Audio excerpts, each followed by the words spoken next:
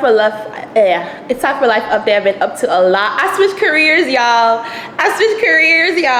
But yeah, I was listening to Welcome to the Kingdom. It's a podcast by Karen Adekora. Shout out to her, another fellow Ghanaian American in Christ who is young and finding herself personally, spiritually, and professionally. And she said this. She said, even if the music changes, keep on dancing. I think she was quoting someone else, but that has been the story of my life for the past 2 years. Like, not only, like she said, like in her life, not only did the music change, the playlist changed.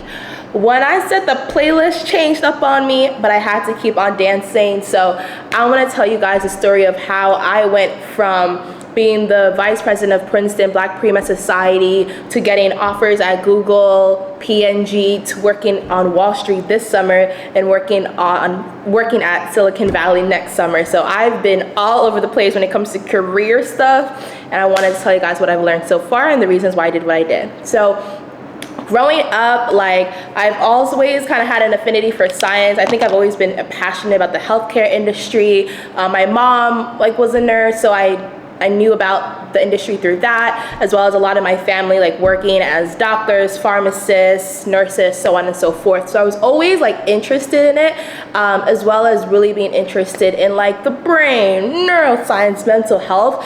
And so in high school, I was definitely that science chick. I was STEM to the core. Y'all, I was a board member of a philanthropic arm of a hospital. That's how deep I was when it comes to medicine and STEM, okay? But throughout that, I've always had an interest in business and finance, right? So I've never imagined myself actually in a surgical room cutting someone open. No, I always imagined myself in doing something more of a administrative role within the healthcare space, right? But I was okay, in order to get to that, I need to be a doctor. I need to be a neurosurgeon or whatever. So that's what I thought I needed to do. And then later on, I was oh my gosh, I can go to business school and go to medical school. So I was okay, boom, then I'll get an MD, MBA. So that's what my mind was set on. At the same time in high school, I was working as an assistant for a private wealth advisor at Ameriprise. I was taking consumer finance classes, macroeconomics, microeconomics, both of them. I was doing exceptionally well when it came to my finance courses, but I didn't really know what a career in finance could actually look like. I didn't really know, all I knew was commercial banking. I didn't know anything outside of that, okay? Boom, fast forward to freshman year of college. I attend Princeton University, and there are all these amazing top companies coming to tell us what they do, coming to introduce to us roles, positions, industries, companies. And I was oh my gosh, there is more pathways to do what I want to do, to utilize different skills and assets that I didn't even know could be used within the business function or within a professional function. For example, I always did social media growing up. I didn't even know marketing was a job like that. You get me? So being a freshman, really, I was also open-minded. So yes, I was still, I was co-president of Ron Brown Women in STEM, which is the most prestigious STEM society in all of America, as well as I am a UNCF STEM Scholar, which is the most prestigious STEM scholarship in the world for Black people. So yes, I was deep into STEM, but I always had an interest in business and finance. And then later on, I started I occupied this role as a business journalist for a news article. And essentially what I did was interview venture capitalists, entrepreneurs, and understand how they got to where they got to, create a podcast interview in order to expose the industry of venture capitalism, PE, finance in general, to Black undergraduate students. Anyway, so later on in my undergrad years, I was you know what, medicine is not for me. I realized that the lifestyle that I wanted was not aligned with medicine. I spoke to several people. For example, one of my mentors, he is one of the country's most notorious neurosurgeons. He's a black man. He went to Princeton. He's been mentoring me since my freshman year. There's no question that I can't ask him. There's no person that he won't connect me to. And so being under his tutelage has been amazing. I also have a mentor who is an OBGYN, extremely successful, and just speaking with them and understanding what a career in medicine would look like, as well as my other roles. Again, I was the vice president of Black Pre-Med Society. I did Ron Brown, I did UNCF STEM. Like, when it came to understanding what it would take to succeed in med school, succeed in residency, and in a career as a physician, I kind of knew, and I just was thinking back and reflecting, not really thinking back, but reflecting on the life that I want to lead in the future, what I want to do, how I want to lead my family, how I want to be the boss woman that I'm gonna be, okay? And I realized that the medicine was not aligned with that when it comes to, like, for example, I'm interested in neuroscience, right? I study neuroscience, I research neuroscience, that's what I would want to do, neuroscience or psychiatry, and just the grueling hours it takes to become an expert. Because one thing about me, I do things to the highest level. If I'm going into the career field, best believe the whole country's gonna know my name, right? In order to get to that level, the amount of sacrifice you have to make in your personal life, family life, I realized was not for me. And I don't plan to be in the professional space for like 40 years long, like my mentor, for example. So understanding things like that made me realize I think there's other pathways that I could succeed in. So boom, I switched to business marketing because, again, like, I looked at my resume, I had so much social media roles, right? And I was like, okay, like, marketing could be actually like an actual job. So I got a job working in a company as a marketing intern. I did SEO, digital marketing. I did influencer marketing. I did content creation. I did social media strategy, like Instagram, Twitter strategy. Yo, I hope my eyelashes look cute. Okay, I did all of that, right? I also secured internships at Procter & Gamble and Google for their marketing roles, which, as you may know, is the two most sought after marketing roles in the whole entire country. God really blessed me. But then I was like, you know what? Like, I still have this nagging interest in finance. So I looked into consulting. Well, I know consulting is not finance, but finance and consulting. I looked into consulting. I realized that lifestyle was not for me. One thing about me, do not tell me what to do on the weekends. After 6 p.m., I'm clocking out. You can't do that with consulting. Plus, with consulting, I'm not about to do PowerPoint, Excel for the next 2 years. Absolutely not. I actually want to do projects that I feel like are meaningful, contribute to projects in a way that I think is good use of my time. And I just felt like consulting wasn't it for me. Then I thought about IB, investment banking, but then working like 100 hours, 80 hours a week is very ghetto in my opinion. So it wasn't for me. But yeah, I essentially just talked to so many different people. Shout out to all my alumni from the different programs that I'm part of, plus also going to my college, that allowed me to like bombard them with questions, because I feel like that truly allowed me to understand the possibility of different career fields and whether it would align with how I want to live my life and the kind of career that I want to have. And so I settled on like VC and PE. Mind you, again, I was interviewing VC execs as a freshman. So when I came back to Princeton for my second and third year, I started taking more business classes. I decided to minor in entrepreneurship. And then spring of my junior year, I took this venture capitalism course. It was absolutely amazing. I was like, yo, like,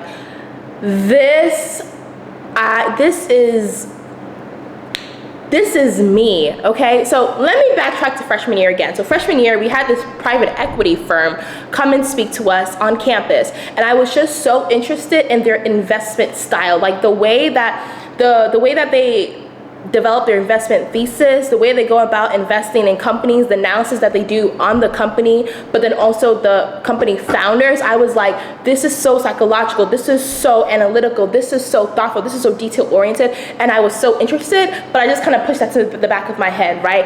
Then freshman year, fast forward to junior year, taking this VC class and speaking with, when I say the top VCs in the world, this is why I'm very grateful to go to Princeton, because one thing about Princeton professors, Their network is amazing. So hearing these VC execs speak, I was like, this is the same sort of excitement that I got learning about this field for my freshman year. I was like, you know what? Let me see what it could look like. Well, this summer, I had already secured an internship at the biggest market maker company in the world. Like, they move trillions of dollars on a yearly basis. Highly sought after internship, less than 1% acceptance rate. I had a net positive experience. Like, yeah, there were not great parts, but I think the learning that I got from understanding global markets plus financial assets was unrivaled, and I'm incredibly grateful for that experience. After that, I was like, okay. Oh, by the way, so I worked in Wall Street this summer. I worked on Wall Street. It was, excuse me, and it was so great. And whilst I was there, I was like, I think my first month, whilst I was living on Wall Street and working there, I remembered I was so like emotional. Why? Because I was living in this like amazing luxury apartment, like on the water. Like, I could see the One World Trade Center from my window. I could see the water from my window. And I was like, my grandparents worked so hard to get our family to this country, and look at me as their 20-year-old granddaughter working on Wall Street, living here, making what I make. And I was like, I wonder if my grandparents could have even fathomed the possibility of their legacy thriving and continuing on in such a respectable, successful, and amazing manner. So I was just like so grateful for how the Lord like brought my family. Like, I was like so grateful. Anyway, so then I had I had a net positive experience, and then after that I was like, you know what? I really enjoy, oh, by the way, I don't think I said this, but I work in a business role within the finance firm, right? And so then I was like, okay, I think finance is interesting. I don't want to work in this particular company or work in this particular sector of finance. VC and PE is still calling my mind. So here's something you should know about VC and PE. It is one of the hardest, that and hedge funds, is like one of the hardest sectors of finance to get into. Usually you have to go into investment banking, do that for 2 years before you can go to a VC, PE, HF, endowment firm type company. Or you have to go to business school in order to make that jump. But for me, I told you guys I didn't want to do IB. I didn't like the work-life balance. So I was like, no way am I doing IB. I'm going to skip over it. I spoke to several seniors at my school, and they let me know, like, yo, this is hard. Like, it's a select few amount of positions that are even open to undergrads. Select few companies, like firms, even have internships. Plus, you're competing with like the top econ finance students at top universities across the entire country. Like, not only do these companies like recruit like 3.5, 4.0 GPAs, they're mostly only recruiting Ivy League, Stanford, MIT type people. And so it's just a highly hard field to get into. But I don't know, for me, I was just like, I don't, like, okay, something about me is that I keep statistics away from my dreams. Numbers do not matter to me. So sometimes, like, when I get, like, for example, I got an offer from Google and Procter & Gamble. Procter & Gamble has come out several times. They've been like, yo, our acceptance rate is less than 1%. I don't know how I got in, but the grace of God. So I'm not gonna be like, I'm not gonna have that 1%. Oh my gosh, it's a 1% acceptance rate. Da, da, da. I'm not gonna let that stop me from applying. I feel like a lot of people allow statistics to cripple them. And one thing about me, if I want it, I'm chasing after it, I'm doing it, I'm going for it. Keep the statistics away from my dreams. And so when people were telling me how difficult it was, I was like, okay, I'm gonna still apply. So fast forward, okay, I just finished the internship in August. Now it's October. So in September, in August, my dad was like, get a 1-year plan. You need to create a 1-year plan because you're moving mad. So I was like, okay, boom, I created a 1-year plan. In September, I was like going out my plan, if you will. And then I realized that I forgot that I actually need to apply for internships for next summer. If you know about finance, you know that you need to have an internship 1 year out, like secured 1 year out. So I literally had less than 3 weeks to secure an internship in this highly sought after, difficult sector of finance. And I was like, oh my gosh, what? But then I got on like Handshake, which is a website that Princeton students can use to find internships. I applied to like over 80 firms, I don't believe in cover letters, but I sent my resume, I filled out the little applications, I got several rejections, I got like 5-ish interviews, and then there was this one company in particular. So then, okay, whilst I'm doing like, applying to these firms and such, I realized that like the mecca of like venture capitalism is Silicon Valley, California. I feel like I kind of knew this, but it didn't really come to my forefront. And I was like, oh my gosh, like it would really be cool to work in Silicon Valley. Like I worked in Wall Street this summer. Like I kind of know what that culture is like, what the atmosphere is like. I honestly didn't really like it. Like I'm a very laid back person. Wall Street is very cutthroat. No matter how laid back the company that you are at, there is still a Wall Street vibe and essence that, you get me. Anyway, so I was like, oh my gosh, like Silicon Valley. I was looking at all these companies, all these VC companies that are based in Silicon Valley, reading all these articles about how Silicon Valley is a place to be. I was like, oh shoot, like I wish I had thought about this more. I could have targeted specifically for Silicon Valley type firms. God being so good, one of the companies that got back to me was based in Silicon Valley, right?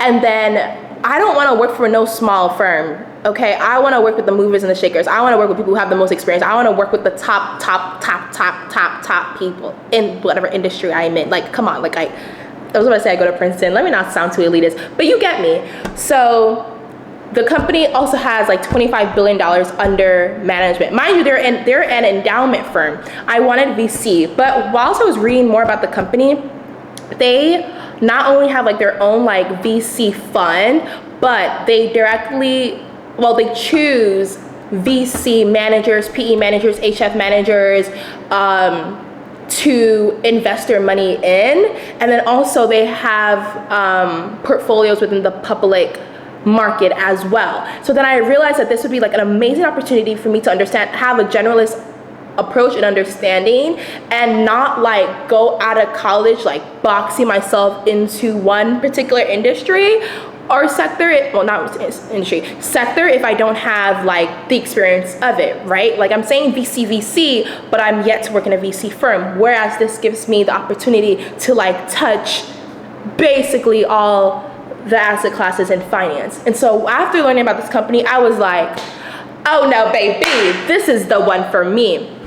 So I was so nervous about it, but my aunt was like, no, like, if this is the one for you, let's pray on it. Like, God is gonna open doors. And I was so nervous the day of the interview, like, so nervous. Like, when I say the entire day, like, nerves. But then because I had one, excuse me. Usually at these firms, like they'll have like one informational interview. If that person likes you, they'll like put your name in, and then you get into the super day, or you just go up and up. So then that one person liked me, right? So then I had 4 interviews in one day. So it was like each interview was 30 minutes long, and they were like back to back to back to back over Zoom.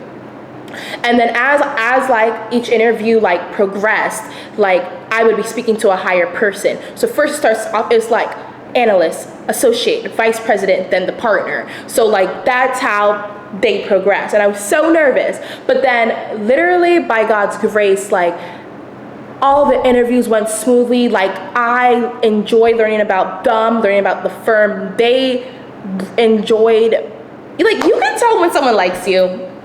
I mean, I can tell when someone likes me. So I was like, okay, they're feeling your girl, they're feeling your girl. Before I even met with the vice president, I knew in my heart that I already had the internship. I just knew it. And so by the time, when I say the vice president loved me, she was eating up all my words, okay? And so by the time I got to the partner interview, he was like, because the partner is supposed to ask me questions, and then he was like, listen, I've looked at your resume. I don't have any questions to ask you. I'm assuming if you made it this far, you're pretty good. Do you have any questions for me? And then he literally told me, I'm gonna judge you based on the questions you ask me.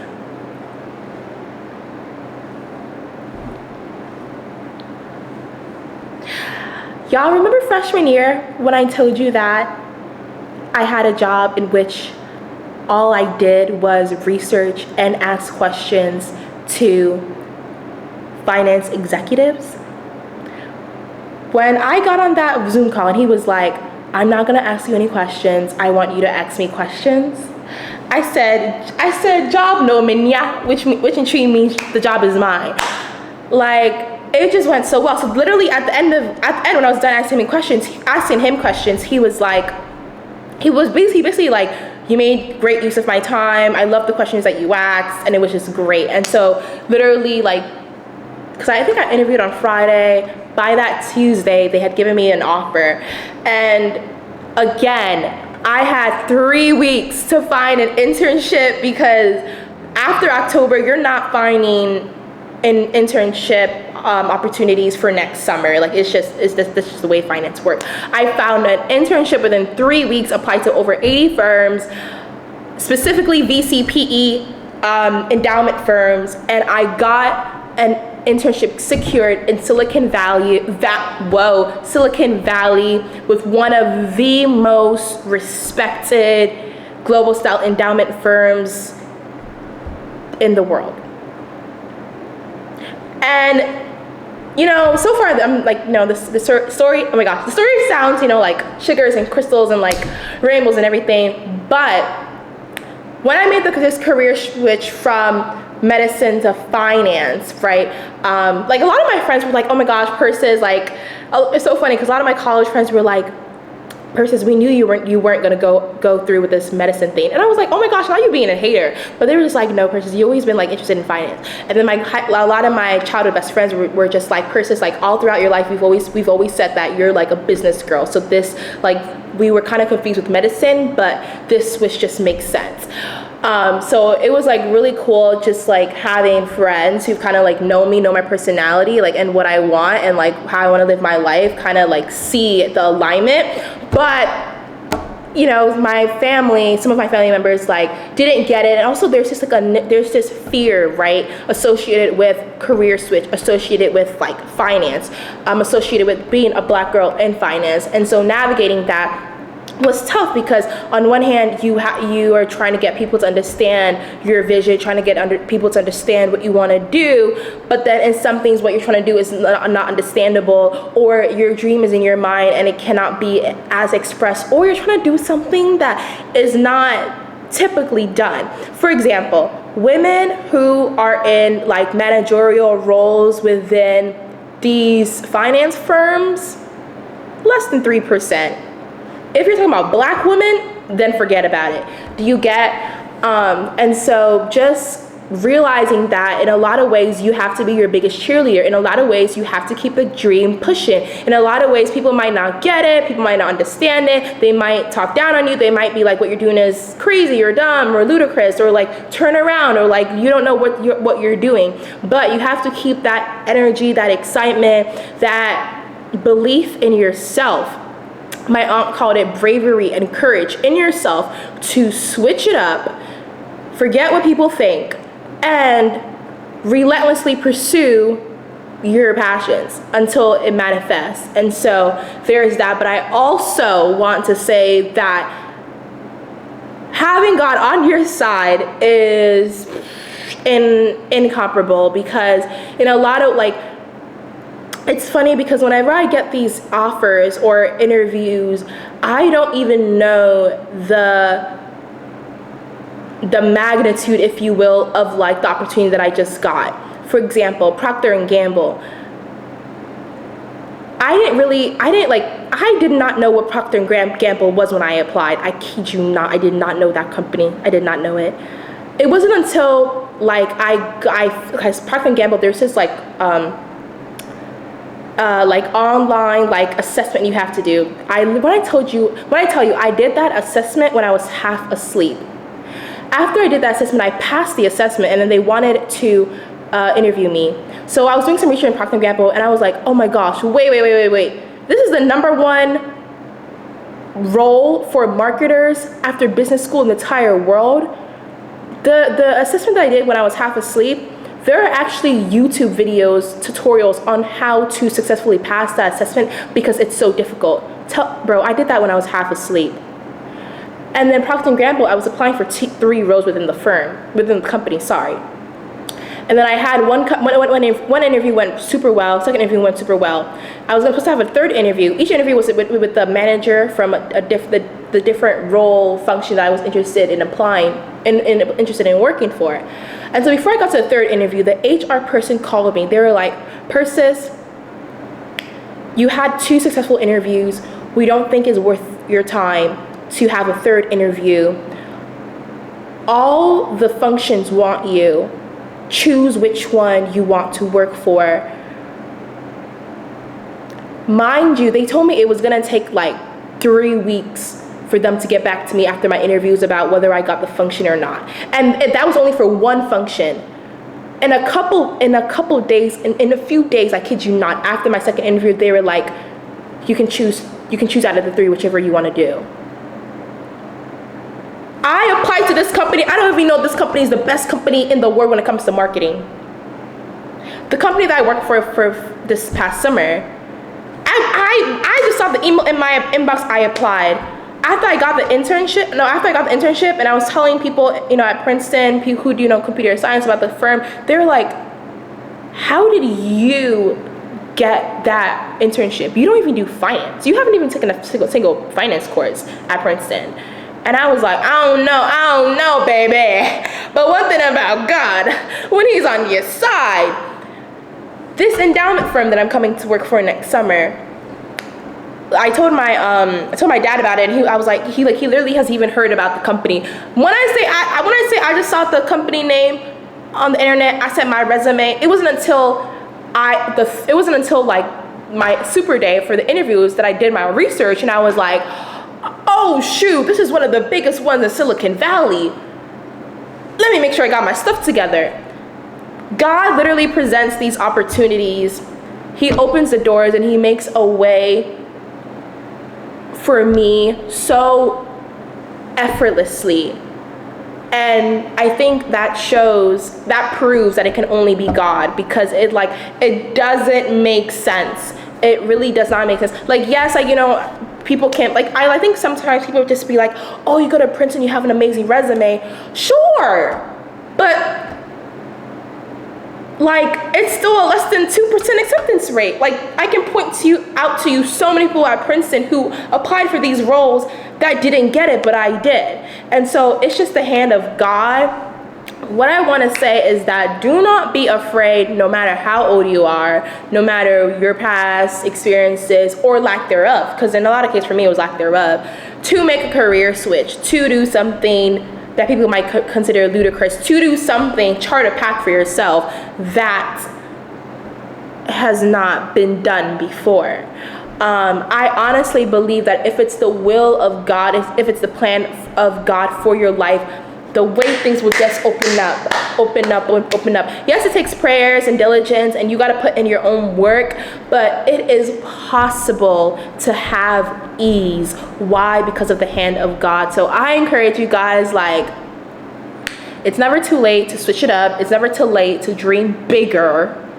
It's never too late to seek something unimaginable. If you told me in freshman year that